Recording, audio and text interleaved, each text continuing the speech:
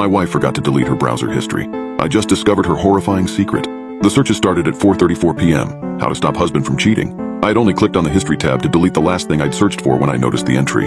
Hurriedly, I finished zipping up my fly and stared at it in bewilderment.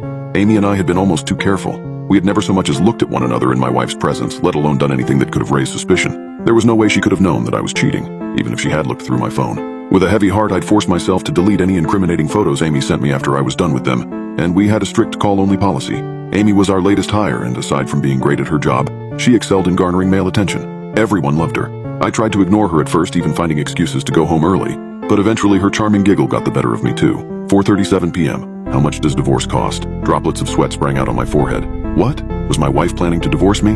But why? There was no way she knew about Amy and me. Just when I thought that was it, I continued reading. This is when things started to get strange. 4:39 p.m. Why do humans feel emotions? I pursed my lips. If by some miracle my wife did know about the affair, I couldn't imagine the way she must have been feeling. I started considering the possibility she had seen us together, but before I could delve too deep into thoughts, I saw a large drop of blood land on the keyboard. What the hell? My first instinct was to look up at the ceiling. Nothing. A strong metallic smell made me come to my senses. I brushed my hand against my face. A bright red smudge sat on my palm. I stared at it, alarmed. I'd never gotten nosebleeds before, aside from the time I got hit in the face with a football in high school. My head raised, I scrambled to my feet and made a dash for the bathroom, my hands cupping my throbbing nose. Once I had managed to stop the bleeding and cleaned myself up, I returned to the computer, slightly confused but still curious as to what else she searched. 4:44 p.m. Which part of the brain is responsible for love? This was an oddly specific search. I couldn't recall my wife ever being interested in science or biology. I checked the account logged into the browser just in case. Perhaps this was someone else's history altogether? Or maybe we'd been hacked. That's what I hoped anyway, but the strange searches continued, only getting weirder. 4:49 p.m. What is excerebration? What on earth was excerebration? Some kind of fancy divorce? I'd never heard of the term in my life. I didn't even hesitate before clicking it, eager to find out what my wife was planning for us. I now wish I never clicked it. As the results came up on the monitor, my stomach lurched and my gag reflex kicked in. The images were graphic enough for my hand to automatically gravitate towards the return button, but a short paragraph in bold caught my eye. An ancient procedure involving chiseling through the bone of the nose in order to scoop out the brain matter.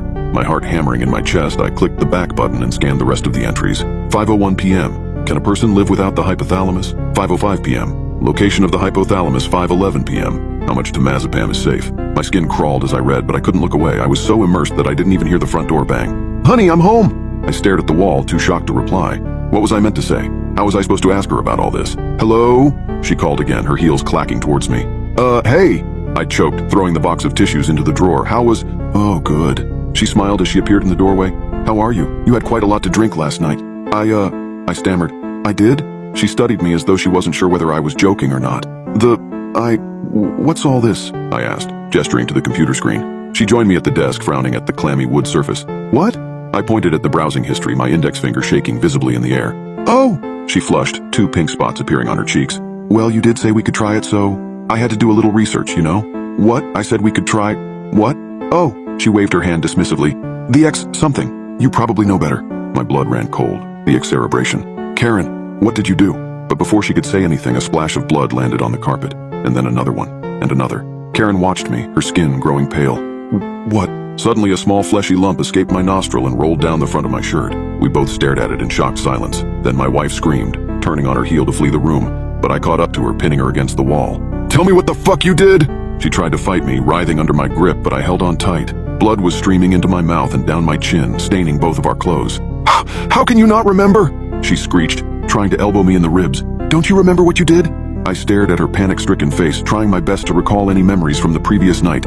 No, what did I do? You came home after work and told me you were leaving me for Amy, she sobbed. You said you didn't want to love her, but you did. I stood there quietly, mulling it over as more pulp splashed onto my stomach.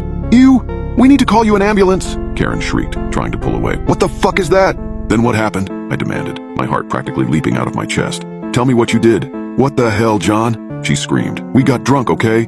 We got really wasted. And then you said you knew of a way to fix this. To fix us. You said there's something called hypothalamus in your brain, and if removed, it would stop you from loving Amy. I felt like I was having an out-of-body experience. What the hell was she saying? Had she actually attempted to remove a part of my brain? And... Wait, I whispered. Who's Amy? Her expression made me feel foolish for not remembering. I knew that name. Amy. It sounded so familiar, and yet I couldn't for the life of me put my finger on it. What?